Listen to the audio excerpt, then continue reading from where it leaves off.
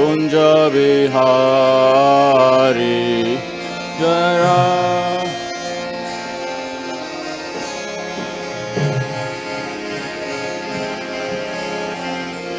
Jaya Radha Madhava Kunja Bihari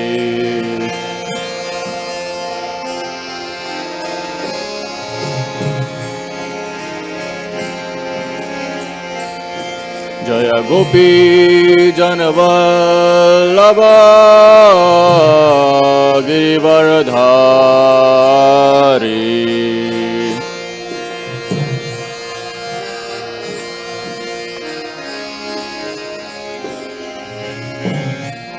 Jaya Gopi Janavallabha Girivardhari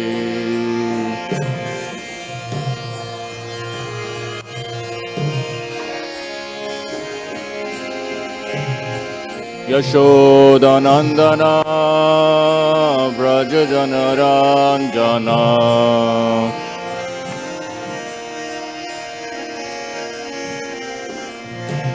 Yashodanandana Vraja Janaranjana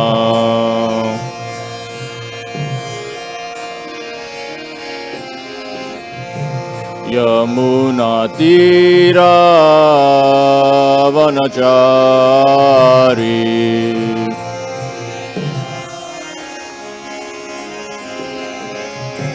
Yamuna Tira Vanachari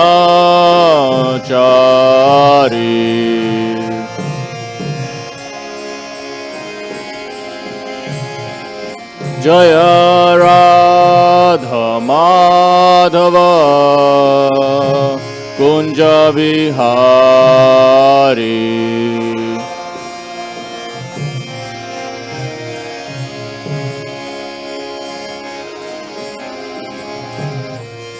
Jaya Gopi Janavallabha Girivardhari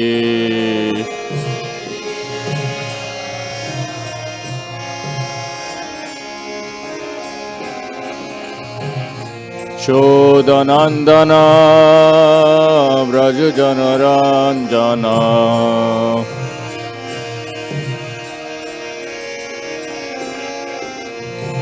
Yashodanandana Vraja Janaranjana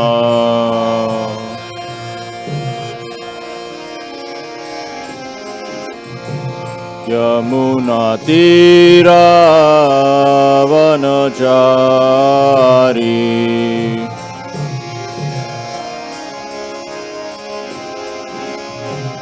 Yamuna Tira Vanachari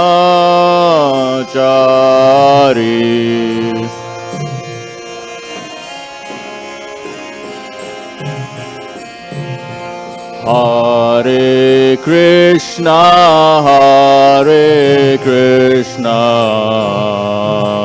Krishna Krishna Hare Hare Hare Rama Hare Rama Rama Rama Hare Hare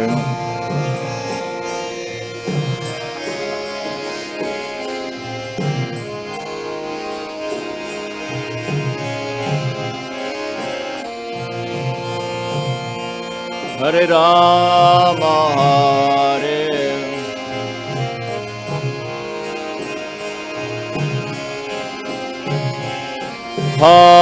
Hare Krishna Hare Krishna Krishna Krishna Hare Hare Hare Rama Hare Rama Rama Rama Hare Hare Hare Krishna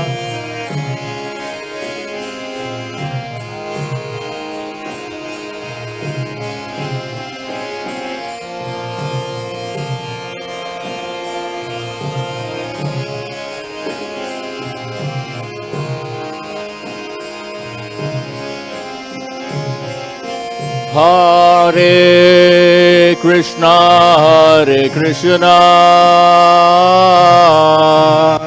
Krishna Krishna, Hare Hare, Hare Rama, Rama Rama, Hare Hare, Hare Krishna,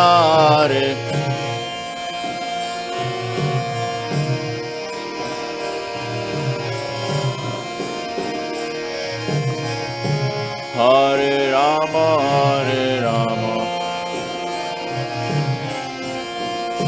Hare Krishna,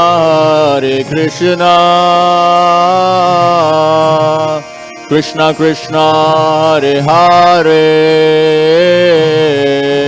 Hare Rama, Rama Rama, Hare Hare, Hare Krishna.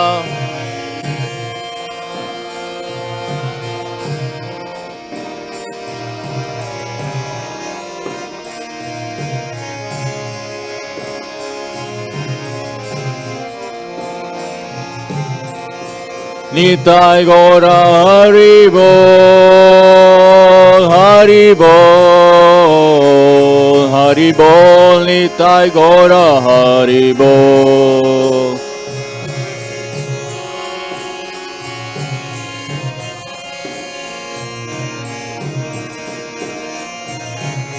Jaya Jaya Prabhupada, Prabhupada, Prabhupada, Jaya Jaya Prabhupada.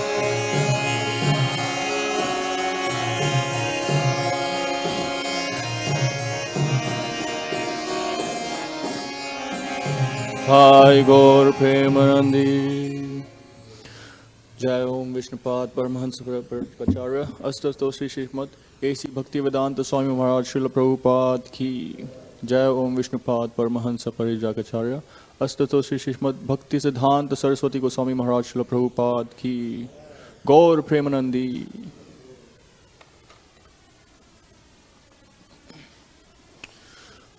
Om Namo Bhagavate Vasudevaya. Om Namo Bhagavate Vasudevaya. Om Namo Bhagavate Vasudevaya. Reading from 3rd Canto, Chapter 26, Fundamental Principles of Material Nature, Text 47. Nabho-guṇa-viśeṣo rtho yasya chrotram ucyate vāyor guṇa-viśeṣo rtho yasya sparśanam viduḥ nabho-guṇa-viśeṣo rtho yasya chrotram ucyate vāyor guṇa-viśeṣo rtho yasya sparśanam viduḥ nabho-guṇa-viśeṣo rtho yasya chrotram ucyate vāyor guṇa-viśeṣo rtho yasya sparśanam viduḥ.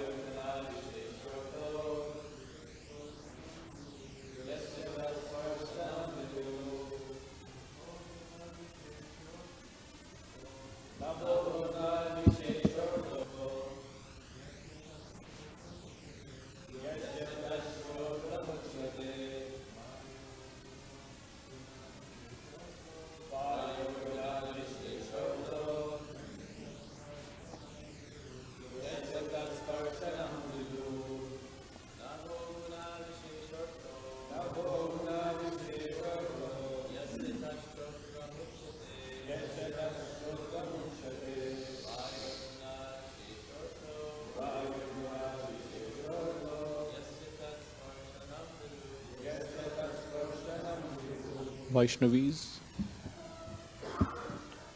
nabho-guṇa-viśeṣo yasya vāyor-guṇa-viśeṣo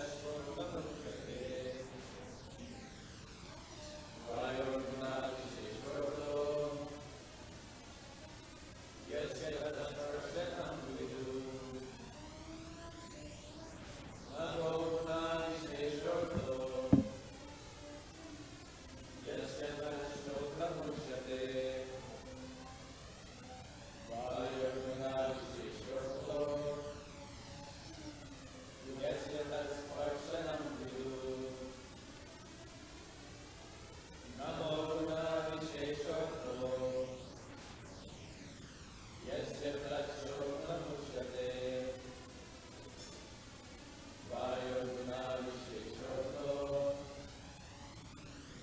yasya sparśanam viduḥ Nabha-guṇa-viśeṣa, the distinctive characteristic of sky. Sound. Artha, object of perception. Yasya, whose. Tat, that. Śrotram, the auditory sense. Ucyate, is called. Vāyoḥ-guṇa-viśeṣa, the distinctive characteristic of air. Touch. Artha, object of perception. Yasya, whose. Tat, that. Sparśanam, the tactile sense. Viduḥ, they know. Translation and purport by His Divine Grace A.C. Bhaktivedanta Swami Srila Prabhupada Ki Jai. The sense whose object of perception is sound is called the auditory sense, and that whose object of perception is touch is called the tactile sense. Purport. Sound is one of the qualifications of the sky and is the subject matter for hearing. Similarly, touch is the qualification of the air and is the subject of the tench sensation. Translation again. The sense whose object of perception is sound is called the auditory sense, and that whose object of perception is touch is called the tactile sense. Om Jnana-timirandasya Jnananjana Shalakaya Chakshurunmilitam Yena Tasmai Shri Guruve Namaha. Jai Shri Krishna Chaitanya Prabhu Nityananda Shri Advaita Garadhara Shrivasadi Gaur Bhaktivrinda. Hare Krishna, Krishna Krishna, Hare Hare, Hare Rama, Rama Rama, Hare Hare. So as we have discussed previously, and we have been hearing from other speakers about this detailed process of creation that Lord Kapila Dev is giving, we understand that sound is something that makes our core, our perception, our orientation towards life, our outlook towards what success or what happiness looks like, is all because of the sound vibrations that we have heard from different sources, from social media, from internet, from our family members, relatives, and so on and so forth. And so sound is very much ingrained in our core reality. And similarly over here we are seeing how even the cosmic manifestation begins from sound, Shabda Brahman. As we hear in the first canto, first verse, Janmadhyasya yataha, that Brahma was imparted this Vedic knowledge, was given the intelligence through which he can create the material planets and the bodies of the living entities and so on and so forth. And similarly, even in our spiritual life, everything begins from sound. As we hear from Prahlad Maharaj in the 7th canto, Shravanam Kirtanam Vishnu Smaranam. And so the first step in our spiritual life is to hear. Our devotional activities are oriented in such a way that we have a good japa hearing. We hear Bhagavatam class every day in the morning. We read Prabhupada's books. We hear the instructions of the senior Vaishnavas and follow them. And so we might not see it, but hearing is just all prevalent and is given the most emphasis in the bhakti process. But we have a material disease that we give so much emphasis on seeing. You can blame the society, you can blame the orientation in which we have been brought up, given so much importance that if we don't see anything, then it doesn't exist. Just like Prabhupada would give this example that if you go to a laboratory and you look under a microscope, you might be seeing something, but unless you hear about what you are seeing, you wouldn't really know what it is. And so even in our material affairs, even to make progress and achieve success on the material side of things, we have to give utmost importance to the process of hearing. It's like we go to universities and hear from the professor in association who have the same ambitions, have the same goals. And so, although we do the same in our material sphere of life to achieve success, to make advancement, we hear from our professors, from teachers, from advisors, but when it comes to our spiritual life, we become hypocrites. We're like, why do we have to hear so much? Why is this importance on hearing? Why can't we just go on autopilot and just do what we have to do every day, our duties, our activities, and Krishna will be pleased by that. Why do we have to make that extra effort to hear every day our rounds, Bhagavatam class, Prabhupada's books, and so on and so forth? We have to understand that hearing is actually the process of learning, not seeing. You cannot understand anyone just by looking at them. Keep gazing at them. It's like, yeah, I'm analyzing you. I'm understanding everything that you are. Maybe if you are like a high-end therapist or someone who can like read body languages and understand how this person is behaving, maybe you can gauge a little bit just by seeing the personality of the individual. But if you really want to know the person, you have to hear from them. You have to engage in conversation. Especially, remember, if you want to have a relationship with someone, whether it be between friends or romantic relationship, you can't just hang around and look at each other and I know your ideas, I know your desires, I know who you are. No, seeing wouldn't do anything.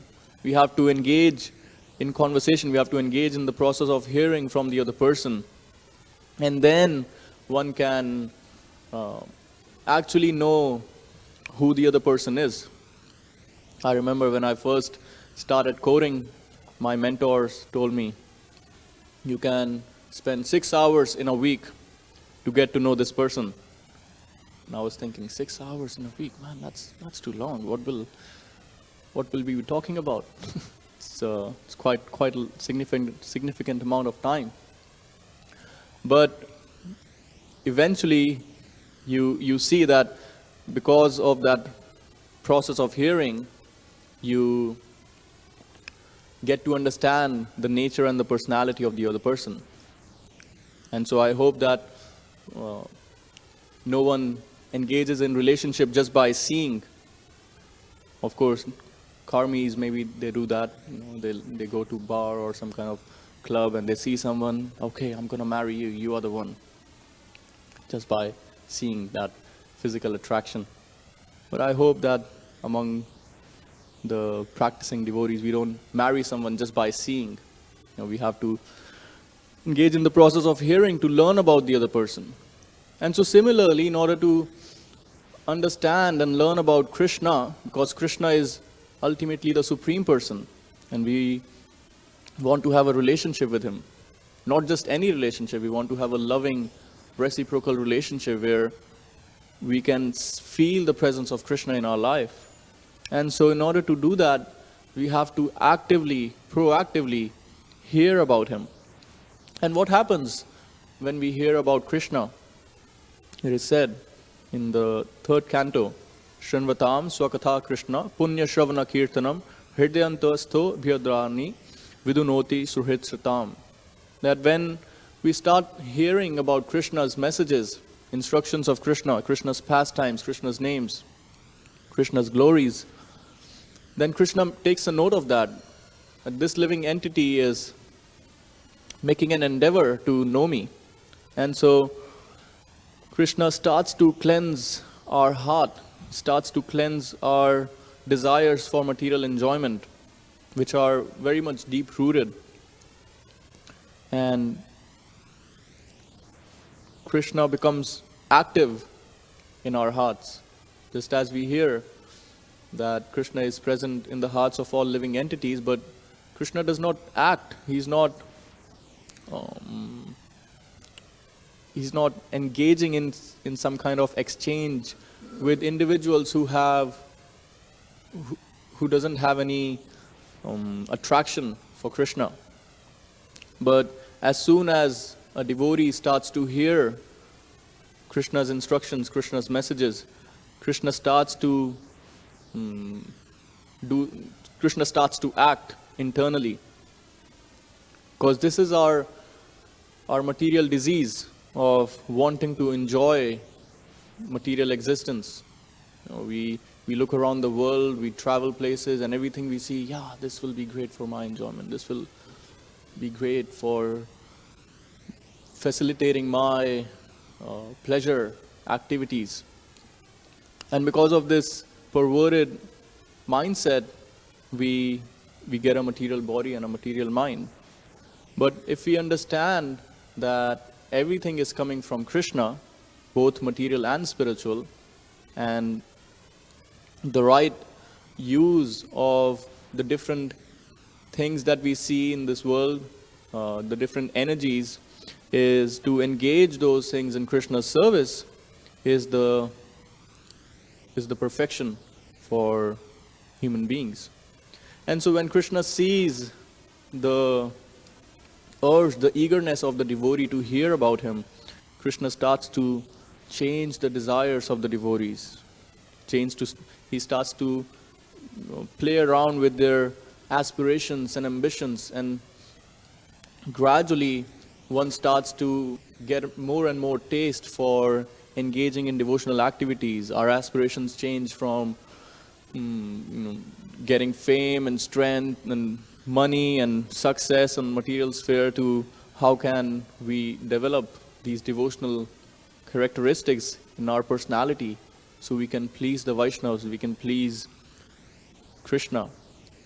Otherwise, if you do a self-analysis and see what your current ambitions or aspirations are right now, you wouldn't have been in that place before coming to Krishna consciousness of, yes, I want to be humble, I want to cultivate these qualities of tolerance and determination to steadily engage in my duties. No, before coming to Krishna consciousness, our aspirations are, how can I enjoy? The weekend is coming, what can I do to make the best out of it? And so, what is the solution? What is the cure for cleansing the heart of the living entities? As we see around the world, there are so many crises that are occurring. Social crises, political crises, environmental problems, political problems between nations, economic instability. And we do a more analysis of all these different crises, we understand that externally, sure, you can change one political party, you can create some kind of advanced technology to clean the environment, or you can generate more money in the economy so there's no recession. But at the root of it all, it is the polluted consciousness of the living entities. And what is the cure, what is the solution to cleanse the hearts of the living entities? There is no cure besides the process of Krishna consciousness. And so just by this propagation of this sound vibration of Krishna's messages, Krishna's instructions, one can change one's internal scope of things, of where they want to go and where they want to be. It's like, it is often, we feel like, oh, we are doing so many different activities, engaging in our services, but where is Krishna? I don't see Krishna anywhere. We are just doing day after day, week after week, in our services, our duties, but I don't see Krishna. But it takes some knowledge and some guidance to perceive Krishna reality. Because again, we might, with our mundane mindset, try to see Krishna through our material eyes and material mind. But when we hear how Krishna acts, when we hear how Krishna is actively working to change our internal mood, our internal environment, then we start to see, yes, Krishna is present and he's reciprocating. Prabhupada's very beautifully write in one of the purports that the Lord is reciprocally respondent to his devotees. When he sees that a devotee is completely sincere in getting admittance to the transcendental service of the Lord and has thus become eager to hear about him, the Lord acts from within the devotee in such a way that the devotee may easily go back to him. The Lord is more anxious to take us back into his kingdom than we can desire. And so this is reciprocation. Krishna is not just saying this, he's not just making some poetry or some kind of prose that, yeah, I'm more eager than you to take you back to Godhead. Krishna is actually saying that out of love and compassion.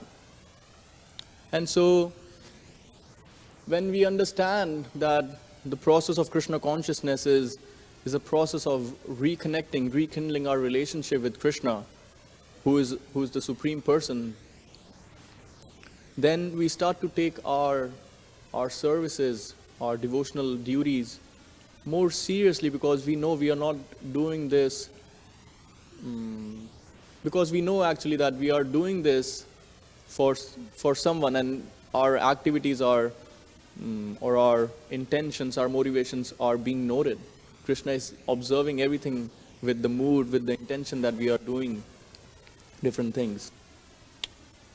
I'm sure some of you or many of you would have been in a situation where you're trying to reconcile a relationship, you're trying to make things work in a relationship which has been disturbed, which has been not so good. Maybe there's some friction between friends or colleagues or partner. And so it takes a lot of effort to reconcile, make effort to make the other person understand, this is what I meant to do and this was not my intention, I'm sorry. And you do different things, different ways to bring the relationship together. And it takes effort, it takes patience on our side at least. And so similarly, because we are trying to reconnect our relationship with Krishna, which we have, which is disconnected because we wanted to do our own thing, it will take some effort from our side, and it will take some patience and that focus that no, we want to reconcile this relationship. And so just by having that desire, just by having that urge, Krishna becomes more anxious to help that individual, to help that devotee. And so that's why this is our process. Prabhupada has brilliantly given. Every day in the morning we hear Srimad Bhagavatam, Nashta Prayeshu Bhadreshu Nityam Bhagavat Seva, that by regularly attending classes on Bhagavatam, And by rendering devotional service to the sincere, pure devotees, all the things which are troublesome in the heart are completely destroyed. And loving service is established for the personality of Godhead. Now again, if for a non-devotee this might sound very esoteric, what troublesome things in my heart? My heart is perfectly fine, I'm doing okay, have a nice job, have some good times on the weekends, have a loving partner. What troublesome things? But again, unless we hear from Srimad Bhagavatam, Bhagavad Gita, Chaitanya Charitamrita, we cannot understand what is our real disease, what is our real problem. And when we understand that the things in our hearts, our desires, our perverted mentality is the real cause of our suffering, then we start to take our devotional duties more seriously, because we know this is the process, this is the way we can cleanse our heart, we can remove all the troublesome things in our hearts. And so we, as individuals and as a society, have to orient our lifestyle in such a way that we can continuously hear the message of Srimad Bhagavatam. Of course, back in the days, there used to be the ISKCON sandwich, where everyone would come attend the morning program, Guru Puja, hear the Bhagavatam class, and then go about with their devotional activities. If you're working outside, you go to the job. If you are working for the temple, you go on book distribution or other devotional services. And then when you finish your work, evening time, there used to be an evening program. And you read from Nectar of Devotion, and then you hear from Bhagavad Gita, and then by 9 p.m. you're done, go to sleep, get ready to wake up in the morning again for Mangal Arti. Of course, things have changed since then, because as we have moved from being an ashram society where devotees would live in the ashram to being a congregational society where most of the practitioners, they live outside the temple community and they have their own practice and they come to the temple when they come to the temple. And so as individuals, it is our responsibility that we shape our environment and our lifestyle in such a way that we can continuously hear Srimad Bhagavatam, Bhagavad Gita, which will help us in hearing the Hare Krishna mantra when we engage in our sadhana. And so we have to understand that there is no other magic formula. There is no other process for self-realization, for achieving the perfection of life. There's chanting of Hare Krishna and reading Prabhupada's books daily. There is no other secret, something that, when we advance more in 10, 20 years, we'll find out something which we never knew before, and there was something more than chanting Hare Krishna. No, this is it. Chanting Hare Krishna is our life and soul, and we chant Hare Krishna so that we can chant more Hare Krishna. And we want to give ourselves opportunities so we can hear about Krishna continuously. And as much as our resources allow, we want to help others to hear about Krishna also. This is our family business. This is our family line, to chant and to hear. Just like 500 years ago, Mahaprabhu propagated the Sankirtan movement, and he showed by his own example, his own life, how one can achieve the highest perfections of bhakti just by hearing and chanting. And so he would hear about Krishna from his associates, Ramananda Roy, Sarup Damodar, during the day, and he would engage in kirtan at night. Of course, hearing is also kirtanam. Kirtanam means glorification of the Lord. And so Mahaprabhu started this process, this movement 500 years ago, and accordingly he assigned different devotees, different services, just like with some devotees, like Dhananjaya Pandit, he would take part in Sankirtan. With some devotees, he would send them to preach, just like he sent Nityananda Prabhu and Gadadhar Pandit Prabhu to preach in Bengal. And he sent the 6 Goswamis to Vrindavan to excavate the pastimes of Krishna and to write books on the process of bhakti. And so, similarly, in the same way, after Mahaprabhu's disappearance, this family line was continued by Srinivasacharya, Narottam Das Thakur, and Shyamananda Prabhu in book production and book distribution, as they were instructed by Srila Jiva Goswami and other Vaishnavas. And so our family business is to give ourselves a bhakti lifestyle so we can always hear about Krishna, always chant about Krishna, and we want to give opportunities for others, to others, so they can also hear about Krishna. And through this we can grow our bhakti network, and we can continue to grow and expand our family business.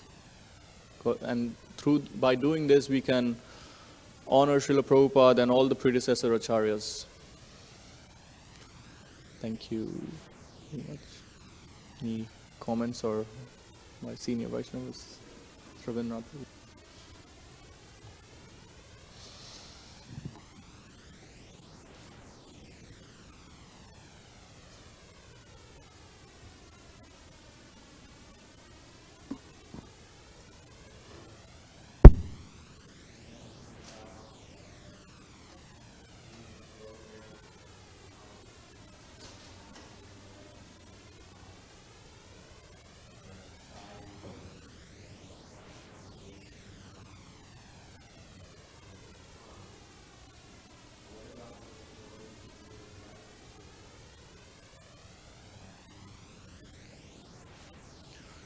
Yeah, that's why it's an individual prerogative. There's so much that authorities and management can do.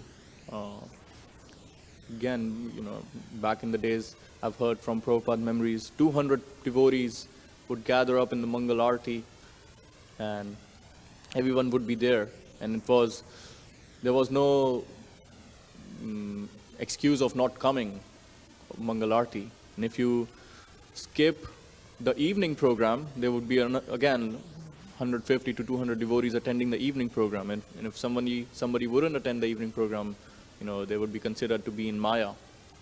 But of course, things have changed as our society has grown, and so that's why we need to do an individual scan, because of that expansion.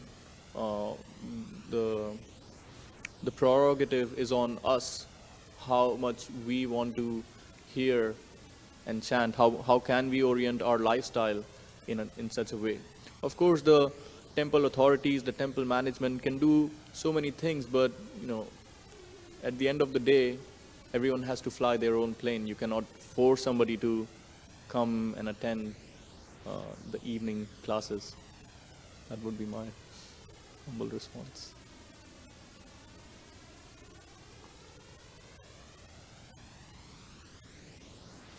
Shampriya Mata.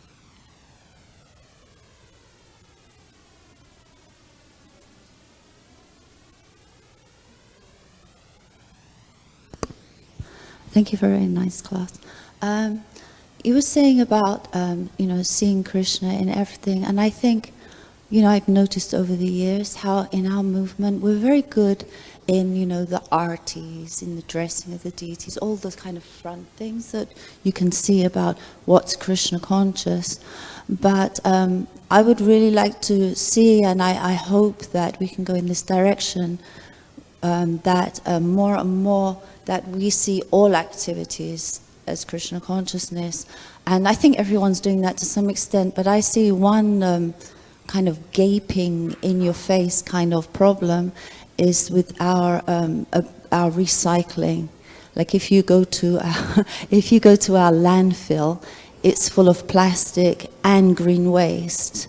And it's actually illegal in this country to put green waste into the recycling because it creates so much methane, and there's so much problem about methane. And so I think, as we're an educational community and we're setting an example of Brahminical life, that maybe we could a little bit more talk about these things, because I think a lot of the time is that it's just ignorance because we're just Krishna, Krishna. And that's, of course, the ultimate, but to please Krishna means everything should be in the right place. There's no problem with anything except for when you put it in the wrong place, really, right? Like if you put poison in water, it's the wrong place, but you can put poisons in certain places and they will just dissipate. And so I think, we talk a lot about the really spiritual side, but the more material things, we tend to like, it's just material. But actually, ultimately, nothing's material. And all these things, if we can upgrade that, that will also upgrade our spiritual life, our remembrance, our hearing and chanting will become better because we're really living the real deal.